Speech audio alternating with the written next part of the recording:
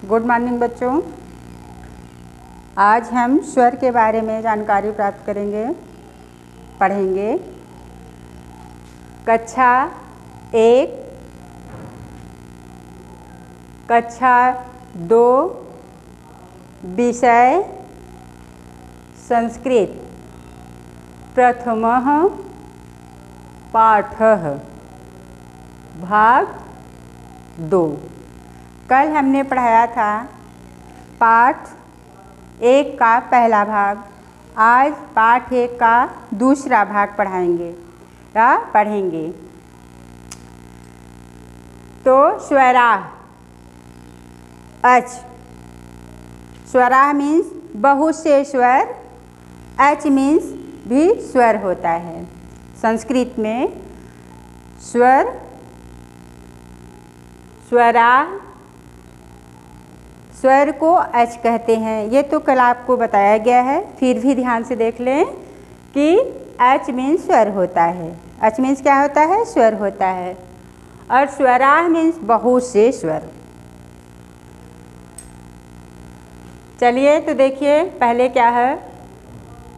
अ, आ, ए, ई, उ, ऊ, री, री, ली, ए, ऐ,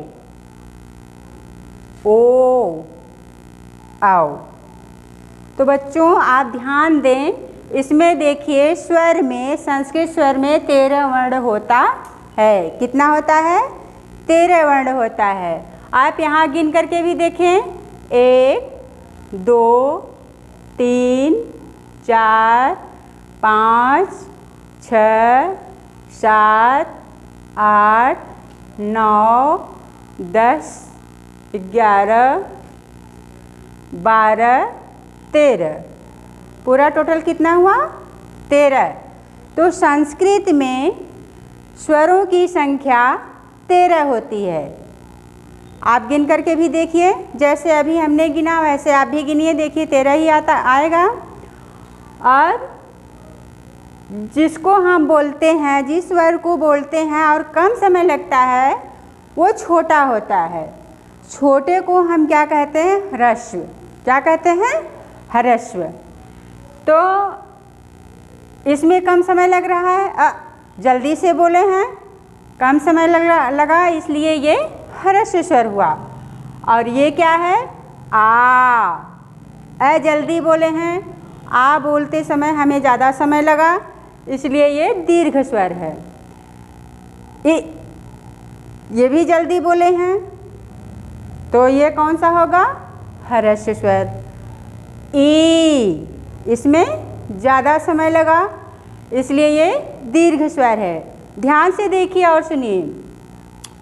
उ, इसको हम जल्दी बोले हैं या देर से? जल्दी बोले हैं तो कम समय लगा इसलिए ये छोटा स्वर हुआ। ऊ, इसमें ज़्यादा समय लगा, ये दीर्घ स्वर हुआ। दीर्घ या बड़ा, बड़े को हम दीर्घ बोलते हैं। री, री जल्दी बोला गया। फिर इसकी अपेक्षा जब ये वाला बोलेंगे तो क्या बोलेंगे? री, ज़्यादा समय लगा इसलिए ये दीर्घ हुआ। री, ए, ऐ, ओ, आओ। इन वर्णों को बोलने में हमें पहले की अपेक्षा या छोटी मात्रा से अधिक समय लगा। छोटी मात्रा जितना हम बोलते हैं जल्दी, उससे ज़्यादा समय लगा, उसका डबल समय लगा, दुगना समय लगा, इसलिए हम इसको दीर्घ स्वर कहते हैं। ये आपका स्वर हो गया। अब आ जाइए व्यंजन में।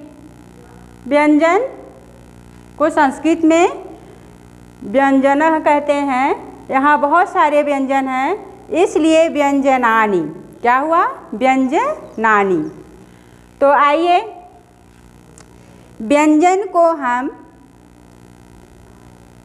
8 भागों में बांटे हैं। 8 क्या? ये संयुक्त वर्ण है इसलिए ये व्यंजन में नहीं आएगा। यहाँ से लेकर के यहाँ से क से लेकर के उष्म वर्णा तक आपका 33 वर्ण होगा, जिसको हम व्यंजनानी कहते हैं। क्या कहते हैं? व्यंजनानी।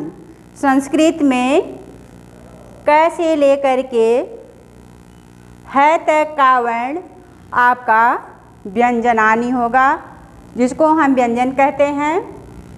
तो आगे देखें, क वर्ग। क वर्ग, वर्ग मीन्स होता है पंक्ति या लाइन। तो क वर्ग में कौन कौन सा वर्ण आया है आप ध्यान से देखें। क, ख, ग, घ, अंग। ये आपका क वर्ग का वर्ण है। वर्ण या अक्षर जिसको हम कहते हैं वो क वर्ग का हो गया। अब चलिए हम च वर्ग देखते हैं।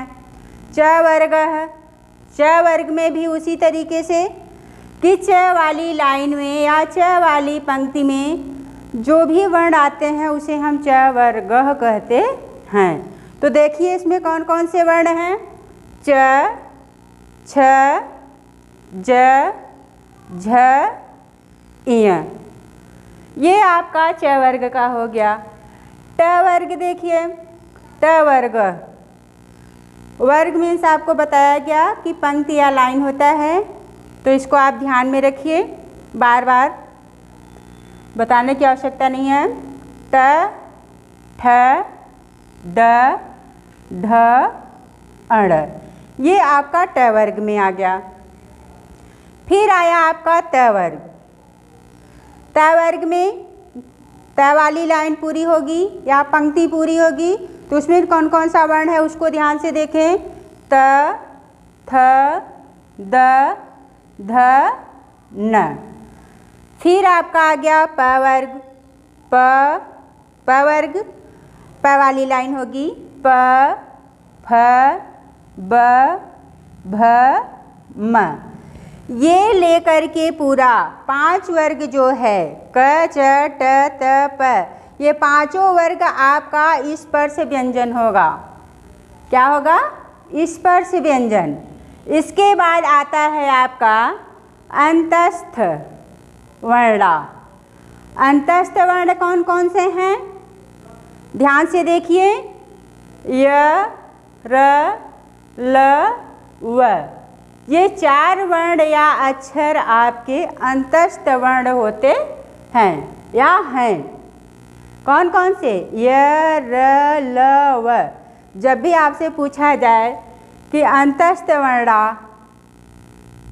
कौन कौन से हैं, तो आप फट से यही बताएंगे कि य, र, ल, व। ठीक है। इसके बाद आपका आता है ऊष्म वर्ण। ऊष्म वर्ण कौन कौन से हैं? श, ख, श, ह। ये 4 वर्ण आपके ऊष्म वर्ण हैं।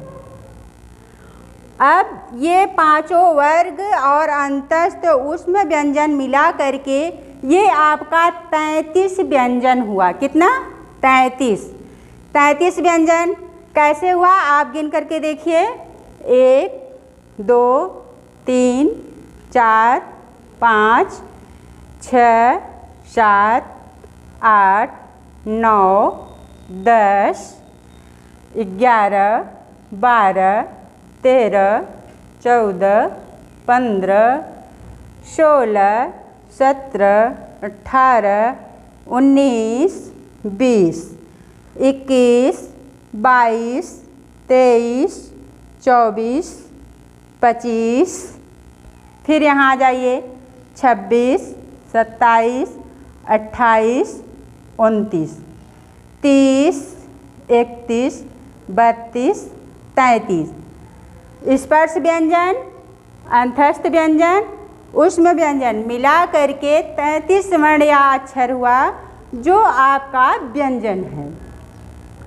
अब आइए नीचे 3 वर्ण आपको और दिखाई दे रहा है। छ, त्र, ज्ञ।